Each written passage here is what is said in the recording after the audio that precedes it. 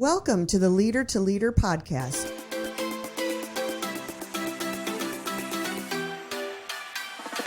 I am your host, Susan Spears, and I'm excited to introduce you to our guest today. We have Dr. Tiffany Ray, who is the Vice President of Student Services and Equity Advancement, as well as the Chief Diversity Officer for Germanna Community College here in the Fredericksburg, Virginia region. Welcome to Leader, Tiffany. Thank you for having me. I'm very happy to be here. Yeah, oh, I'm so excited. I first got to know Tiffany a couple of years ago when she participated in Leadership Fredericksburg. Like so many of the guests, if you're a regular listener to Leader podcast, we got to know her through that when she was relatively new with Germanna Community College. But she's not new to the state of Virginia. Dr. Ray is a native of Hampton, Virginia, which is super cool. Like, that's just such a great part of the state, right? So I want to hear a little bit about that when you tell us about your story. She is a graduate of Old Dominion University in Norfolk, Virginia, which is right there in that Hampton area. She majored in business administration and holds a master's degree in business administration and a PhD in higher education, also from ODU. That's what we call it around these parts. Yeah, and she's on all kinds of committees in our community, including the Rappahannock United Way, which she's very involved with, as well as volunteering with the Community Foundation's Youth and Philanthropy Program.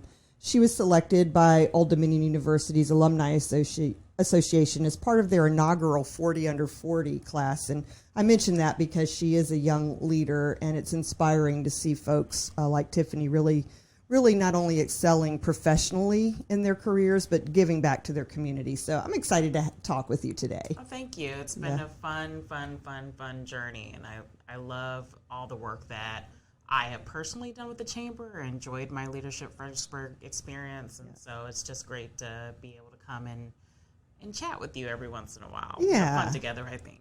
Awesome. Well, and do you guys hear that she's using the word fun? And, fun isn't a word that's thrown around easily these days. It's been an interesting couple of years. So before we maybe go there, if we go there, let's go back a little bit and tell me about your journey. Like, how do we find you in front of us here today on a Chamber podcast talking about your leadership journey? Yeah, that's interesting because never really thought that I would be in a place like this. It wasn't planned to be this way. I've kind of rode a wave for a really long time and been pretty lucky to experience some of the things that I've experienced. But I'm an Army brat. My parents, both of them were in the military. So we called Hampton home, but we were all over the world. So my mom's actually originally from Panama. Okay. She got married. She joined the military. We lived in Panama until I was in about 5th grade. Came back to Hampton, and then my dad got stationed in Rotterdam, the Netherlands. So we moved over there and lived there for a while. And then I came back kind of the middle of high school, got dropped in Bethel High School in Hampton, Virginia, and it was a culture shock, right? Like I'm sure. Even more than what it was when I moved to Europe. This was weird. I'd never really been to school for a really long time in the United States, and so some of the normal things that people were doing at the time, they were visiting colleges, they were applying to colleges, all those things I had no context for. And so when it came time to do those things, I saw a guidance counselor. They said that you need to apply to one school at least and get something in. And so on the day that the application is due, my stepdad in his truck, he was a truck driver, drove his truck down to ODU, handed in my paper application, and luckily I was accepted. And so that really began kind of my higher education journey, both personally, but also as kind of a professional. And so I kind of think about that as really consequential to kind of how everything changed. It was an important juncture that I just even did that, because it could have gone a totally different way. Yeah, if he hadn't made that extra effort on that particular day, that's one of those like pivotal moments in your journey, right? Yeah, it really is. And I didn't know what I didn't know. Yeah. I knew that college was a thing, and I knew that I would probably go. I just didn't know what that meant. So I went in there just really green and kind of wide-eyed about what that experience was, and I I did terribly my first semester. It was really bad. I don't think you're the only one. No. And part of that wasn't just because I was naive. So I did that, but along the way, as I was trying to kind of repair kind of the really abysmal first semester, I got a job in the admissions office. Oh, that's interesting. And they needed tour guides, and they needed people in the office to file and just do lots of administrative work, answer the phone, greet people when they came in. And I thought, well, that's a cool job, and I can do my homework in between and not really be so stressed out. And so that really was important, because before that, I knew people worked at colleges, but you think about faculty and you think about maybe advisors, but you don't really think about all the functions that happen at a college or university that people actually work to do. And so that kind of pulled back the curtain of my experience there. So I worked in the admissions office my entire time throughout college. I also worked in the athletic department, and really got to see the different types of jobs that somebody could have at an institution. And so once I finally decided what I wanted to do, I got a business degree. I thought I was going to work in athletics, and I thought that was really important. But I needed like one more credit to graduate, and so I decided to do an internship. And so I did a graduate assistantship in the admissions office where I was working, but in a different area. And really that spiraled into a full-time job once I graduated, because I didn't have a plan, right? I didn't have a job. I didn't know what I was going to do. And they said, well, we have this job. It's an admissions counselor job. So these are the people with their rolly backpacks who go to the college fairs. And I said, well, that'd be cool. I can talk about ODU. I know enough about that. And that was my first job in higher ed. And so for me, I had enough people that were protective over me to try to see me at least just do something. But what they did for me is really open up a world and a career. And that's really why I'm sitting here today, because people thought enough of me to say, let me give you a job, so you don't have to go back home with your hat in your hands. And so I'm happy about that. That's a lot of interesting stuff right there. I want to go back a second to some more of the journey. I went to school here in Fredericksburg all the way through in the same school system. And while there may be some comfort in that, the whole time I was always looking out the window like, what is that big world out there? What is it like? And boy, I wish I could change. I wish I could go be anonymous and start over. Some of those things. And that was something you had to deal with because that maybe not deal with. That was just the life you knew. So I guess what I want to ask you is how that world view was for you when you found yourself suddenly in school in the United States, in high school there, after so much travel and everything. Like what time was that? What year was that, I guess, so we can kind of visualize, that, and how was your mindset around all of these things? Yeah, I mean, it didn't occur to me at the time that there was a different way to do it, right? So we were very used to kind of moving every 3 to 4 years and starting a new school. Yeah. And I think the story of a lot of military families is they become really adaptable, right? They just get used to it. I think it didn't really start to impact me until I got to high school in Virginia and realized that people had these like lifelong friendships, from elementary school. They knew all these people, and I'd not had those types of lifelong friendships. I had old friends, but I hadn't had the ones that kind of existed from one point in time all the way, to present. And so that, to me, was the first time I realized that I may have missed something, but I'm not sure that I ever thought that I would have traded any of my experiences to have that, because I, got to play basketball games in Paris, and I got to, and I got to, go on field trips to Belgium. And so for me, there wasn't a time where I didn't understand that was a really unique opportunity, and that I was in really like special position to be able to do that because of my parents being in the military. And so I always appreciated that. I always appreciate that a lot. But I think on the other hand, I wasn't really enculturated into a lot of things that I think people do when they grow up in the United States, and they know some of the nuances. So when I was dropped in a high school in Hampton, Virginia, semi-urban, it was like I thought I was in like an episode of Dangerous Minds or something. Right. I didn't know Right. what was going on. My parents were actually like, we might need to take her out and like put her in a private school or something. They were really scared for me. And then like, you do what military kids do. You adapt. Figured it out. And that's what I did.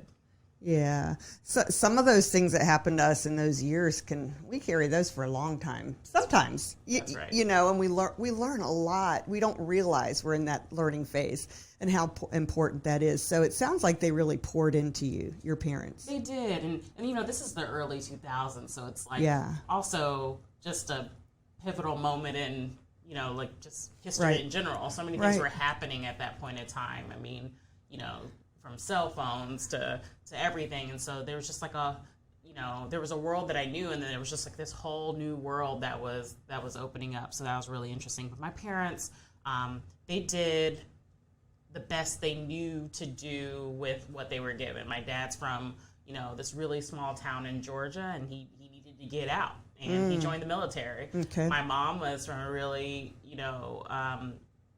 urban area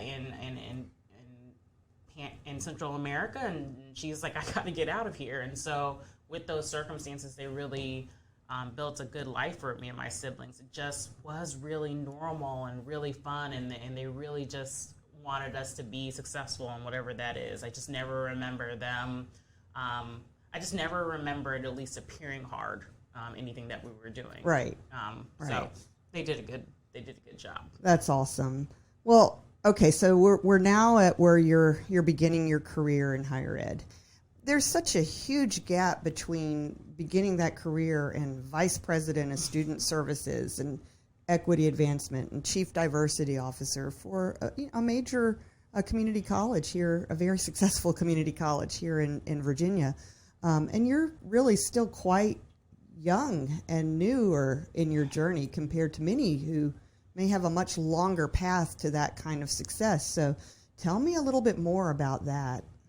Yeah, I mean, I think once I decided that, and admissions was a really good place for me to start in, because it really pulled back the curtains that I thought were kind of systemic issues in higher ed, right? Like that a lot of us don't experience higher ed the same way. And I think it's just important to note that everybody doesn't have the dad that's going to take the application to the admissions office, or even know that there's an application. So part of my interest began to be, how do I connect students who were like me, or who didn't have maybe some of those champions, to this process, who would otherwise be really great students and be able to take advantage of these opportunities but wouldn't know how.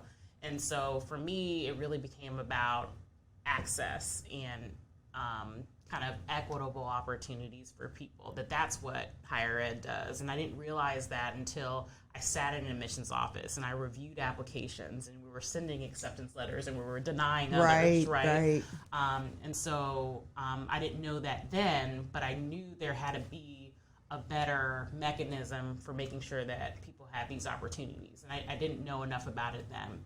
So I went from working in the admissions office to then getting really tired of kind of the going to college fairs every night, doing all those things. And I thought, there's got to be some other things that I could do. So I just finished my MBA, and I moved. I saw a job at William & Mary in their MBA program, and I didn't get it. I went in there, and I was so naive, and I didn't know enough about kind of the program, and so kind of let that go. But a couple months later, somebody from Human Resources called me and said, we remembered that you applied for this job in the MBA program. We have another program, it's their executive MBA program, and they're looking for an assistant director to help them with recruitment and admissions and things like that. And so they said, we would like you to come in and do an interview, because we thought you were really good, but we just didn't think you were a good fit for that job. So I went in, I did an interview, I got that job, and so I left, and I'd never heard of an executive MBA program before. I know I did a program, but I didn't know kind of much about kind of these boutique programs. And so so I went in there and learned, these are C-level execs, really successful people. They just need kind of the piece of paper, and it's an accelerated program. It's really expensive. So how would you sell it? And so what I had to do was figure out a way to get 40 people to buy into this program, which doesn't seem like a lot until you start to say, oh, this is an $80,000 program, right? Yeah. And so we did that. We worked really hard, and I used some of my experience from ODU to build that program. We had more people than we could take in that program, so that was really good.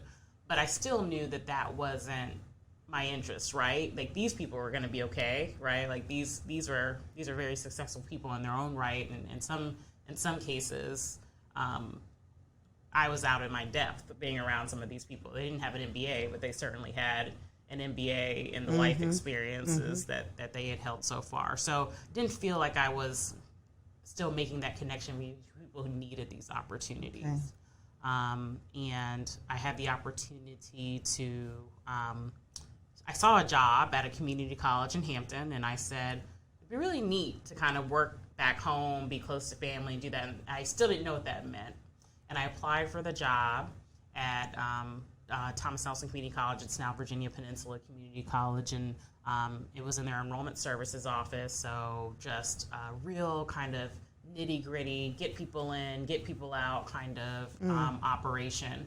But that's when I found out that it was the community college that was there to help students who didn't have another path, who couldn't kind of get through and up the ivory tower of other educational systems. And that's when I knew that the community college was where I wanted to stay. So what age were you then? I was probably around 26 when I got that job at Virginia Peninsula. It's pretty interesting. I was very young. Yeah, that's the age of we're working together on a big leadership summit here in Fredericksburg, and our keynote speaker, that event's tomorrow. We're recording this in October of 2022. Chris Singleton is 26 right now. Yeah. So a leader can really be very advanced at 26. That's right. We still have a lot to learn, and you can, all of our journeys are so different. You've described a lot of interesting facets of yourself, but how would you describe your leadership style? Sure. I mean, I think because I'm an educator at heart, I think, and because I work in kind of the most democratized, I think, institution, I'm a servant leader at heart, right? Mm-hmm. And I do that kind of from both facets, how I serve the people that I work with on a daily basis and how I serve the students who rely on us to get where they need to be. And that's really important to me. I think if we've learned anything over the last 2 years, we've learned that we can't do any of this, without the weight and the force of the people who work alongside us. And so for me, anything that I can do to make sure that those teams and those people feel valued and have the resources that they need to then turn around and serve our students in the best way, I'm going to do it. And that's really important to me. I think, like any leader, we're on a spectrum sometimes that we have to kind of move back and forth between certain styles. But I think in my core, it's really to serve. And that's part of the reason I think why I was drawn to education. Yeah, that makes sense. Well, how fortunate that you found your calling so early, not shifted, or you'll still have some shifts and you'll be making a lot of changes, I'm sure, if we sit down in 5 years and 10 years, But right now, you're even in a position that, I don't know, 5, 6, 7 years ago, you never heard of Vice President of Equity Advancement. You heard Student Services. You did not hear Equity Advancement, nor did you hear Chief Diversity Officer. So that's a whole new world in many ways for everyone, business, nonprofits, educational institutions, and you're right on the forefront of it. How does that feel for you? I mean, for us, it's a natural alignment to, I think, what we do as a community college, which is we need to be the community's college, and to be that truly, we have to make sure that we're reaching out to everybody. And sometimes when your operations kind of aren't aligned to do that, you may not do that as well. And so what we did at Germanna was make a really conscious effort to say, we're going to make this a priority, both because we know that there's students who need us to be prepared to receive them, but also because our communities need to be prepared to receive these students. And so if we're not really focusing on how we're bringing more students in the fold, how we're connecting them to this program, then we're going to have kind of a ripple effect through our community. We're going to have a ripple effect in lack of, skilled talent. We're going to have a ripple effect in people being upwardly mobile and being able to, contribute to their communities. And so, to me, it's about outreach and it's about equity, but it's really about the workforce, right? Right. Mm-hmm. Yeah, and it means a lot more than some folks might realize. It's got a lot of tentacles, if you will, out there into that society. I just think it's great, everything that the success that Germanna, for our listeners which are worldwide, really look up Germanna Community College and look at all the great things that they're doing here for students and giving those opportunities in our region that are just incredible for the workforce. We're so proud of the work you guys do. I'm sure plenty of people ask you for advice, but I have the question to ask you of what advice you would give to somebody just starting out right now.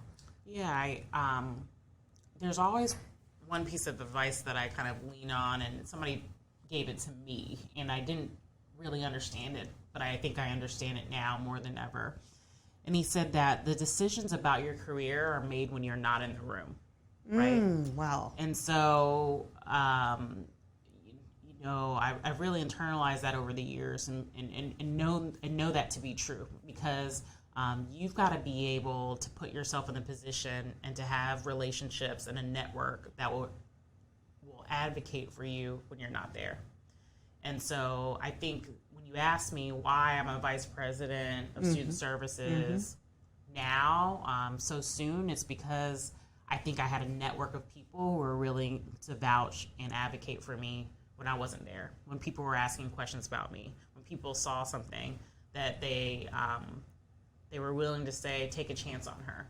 And I thought, if there's one thing, that I could share with people, it really is that. And now that could go the opposite way, right? If you don't make a really good impression, the people are talking about you in a different way.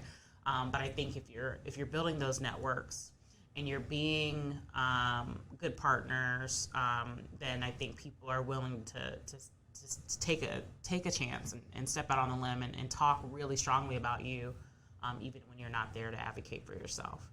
Yeah, that's a really good point. And the way you build those is not just by showing up. Being from here, my dad was the superintendent of schools here. He's from here. He was also on city council. That certainly probably opened some doors. So I always like to say it might have opened a door. You can get in the room, but what you do after that. So yeah, there's Garnet's kid, whatever. She showed up. They forget as soon as you go back out if you just appear. But you have to do the work. You have to volunteer. You have to speak up when they're talking, even if you're the kid, like, hey, here's my voice, right? And you obviously did that. You obviously shined when you needed to shine. I tried to, and like you said, I still have a lot to learn, but I try to let the work speak for itself. Yes. That I thought that if I did a really, really good job and I really worked hard, that was going to be part of it. I think that's part of it. I think working hard is part of it.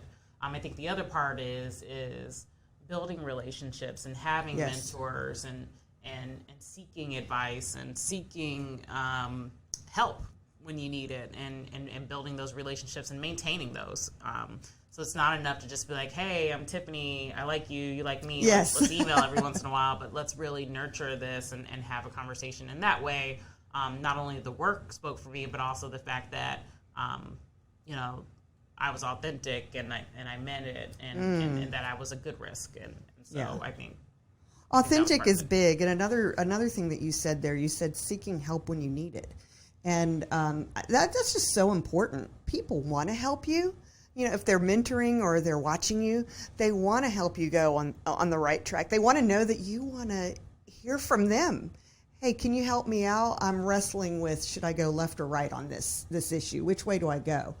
And this hear from them. And whether you actually do exactly what they may say, you may take a piece of it or something, but they know that you sought that, you know, advice, and that builds that relationship too. And then you're stronger, right? Exactly. Yeah. And I think, you know, when I came into this community, an example of that was Leadership Fredericksburg, right? So I came in this community, I was fairly new. The ability to be with, you know, 30 or so leaders like me was valuable. The things that we learned were valuable, but really those connections, you know, were the most important part of that experience. And I don't know that I would have been able to know enough about this new community that I wanted to serve if I didn't have an experience like that. So that was really important. I'm so glad you did, and that we've gotten to know each other that way. And I just looked over and said, oh gosh, we're already needing to wind this down. Do you have a favorite motto or saying that you would like to share with listeners? It is probably proprietary, so I will just I will augment it. You just have to do it. You just have to do it. And then, I think that was Nike. Yeah. You just have to do it. And I think it's important because there's so many things, and there's always going to be a million reasons why you shouldn't do something, and there's going to be a million reasons why you shouldn't try. And I think particularly sometimes, particularly for women or women of color, I think sometimes we kind of erect barriers that maybe other people don't erect for themselves. Okay. And sometimes you just have to do it. You just have to do those things, and you have to take those kind of leaps of faith. And I think once you do that, I think the reward is always there, calculated. But I think you have to take some of those leaps sometimes to get where you want to go. Yeah, take that one step forward, right? That's right. Makes such a difference. Wow. Anything else you'd want to share with listeners? Just that I'm just really fortunate that you asked me here today. I'm really happy to be here. I think it's great. I never fancy myself as somebody who likes to talk about myself, but I think if it helps folks kind of think about their journey and kind of reflect on where they want to be, I'm happy to be that, and know that I hopefully still have lots and lots and lots of things to do and accomplish. I'm looking forward to kind of the next 5-10 years. That's awesome. Yeah. Well, it's been a pleasure sitting down with you for a few minutes today, Tiffany, and definitely want to have you back because there's a whole lot more for us to talk about, and I think nuggets for you to share with listeners. So thank you for being here. Thank you for having me. Yes. Our guest today on the Leader to Leader podcast was Dr. Tiffany Ray. She is the Vice President of Student Services and Equity Advancement and the Chief Diversity Officer for Germanna Community College here in the Fredericksburg, Virginia region. I am Susan Spears, and we thank you for joining us, and we look forward to seeing you again soon.